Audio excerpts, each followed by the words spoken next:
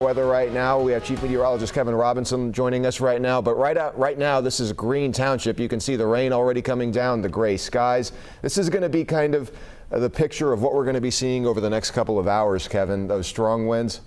And also downtown, we're seeing some similar conditions. We saw the Reds game get postponed a little while ago.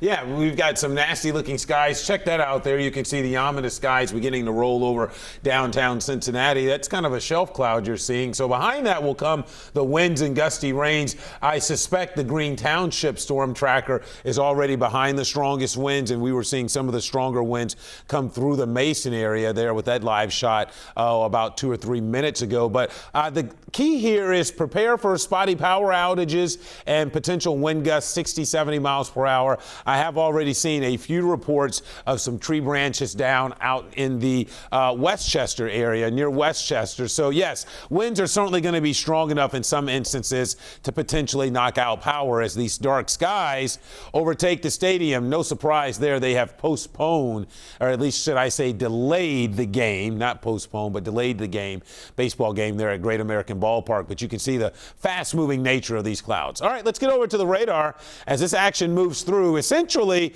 everyone in the greater Cincinnati metro area under a severe thunderstorm warning right now. Not everyone's going to see a 60 to 70 mile an hour wind gust, but in pockets that will happen. So let's start north to south, Allison. Let's work our way first up here on the leading edge. That's where you'll find the strongest winds about to move towards Waynesville. So that's the reason why severe thunderstorm warning now from Warren County into Clinton County. You're giving folks in Wilmington, folks out here in Clarksville, Midland, the heads up. Watch out on Interstate 71. Pockets of strong winds on this segment of the storm coming in towards Mason here. This is what was responsible for bringing down some branches out there between Fairfield and Forest Park. And again, the radar's looking a little higher up in the atmosphere, but there continues to be a signal, at least aloft, for winds to be of severe nature. So as a storm grows up tall enough, it can help transfer some of these winds that we're seeing aloft that are 60, 70 miles per hour down to the surface right on the leading edge. So, Allison, let's query some of the leading edge wind gusts here, because you're probably getting, 40, 50 mile an hour wind gusts for sure, even though they're sub-severe as they come through. So I would be preparing for, again, spotty power outages as these storms move through Warren County here the next couple of minutes. So Morrow, Mainville, Loveland, probably some 40 to 60 mile an hour winds on the leading edge as this comes through. Let's go back to reflectivity and continue to track the south down into Hamilton County. Look at this big storm. There's our tower cam, is right about there. So you were seeing this shelf cloud from that downpour and storm moving into the west side of the city. Could have some spotty power outages anywhere in the metro. When you get into an urban area and you start talking 40 to 60 mile an hour winds, you can bring down tree branches and power lines. So I'd be prepared for some spotty power outages around the city here over the next couple of minutes, and even the potential for some trees down. Additional big storms down through northern Kentucky, Boone County, Kenton County under a severe thunderstorm warning. Rising Sun getting hit hard. Warsaw being hit hard. And lastly, let's get you down here into Carroll County, because we're keeping a close eye on this storm in southern Carroll County here. There it is, right there. You can see between Warsaw, Sanders, and Glencoe, Carroll County under a severe thunderstorm warning. But if you look closely, there is some broad rotation with this, and the National Weather Service is keeping an eye on this storm. So if you're down here in southern Carroll County, watch out towards Glencoe or near Interstate 71, as this storm right now only has a severe thunderstorm warning on it, but it could do something more here. So we're keeping a close eye on that. We'll continue to see if this rotation gets a little tighter there in the southern part of Carroll County, but watch out over towards Glencoe, because that's the direction the storm is moving if they were to go ahead and upgrade that to a tornado warning or a tornado tag to that. That's not happening at the moment, but it certainly does show some rotation on this storm. So, Allison, let's come back out big picture. All of this is going to move through over the next 1 to 2 hours. By the time we get to 8 o'clock, 9, I should say, at the latest, I think 9, the severe threat's over for all of us here in the metro.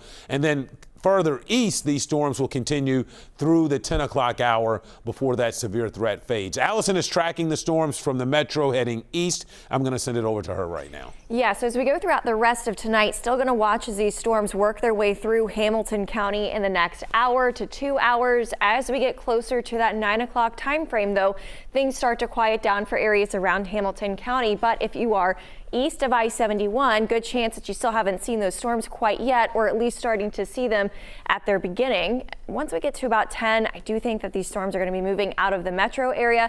Notice that we'll still hold on to a rain chance throughout the overnight. That should all remain sub-severe. I think that severe weather threat really starts to fade around 11 o'clock, even sooner than that tonight, possibly as early as about 10. Now tomorrow throughout the day, we will see off and on showers, possibly another rumble of thunder or two as the cold front actually moves through.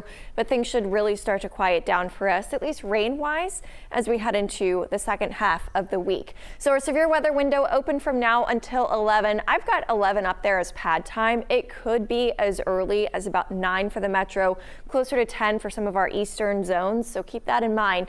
Rain chances are going to kind of wrap up here as we head into the overnight hours.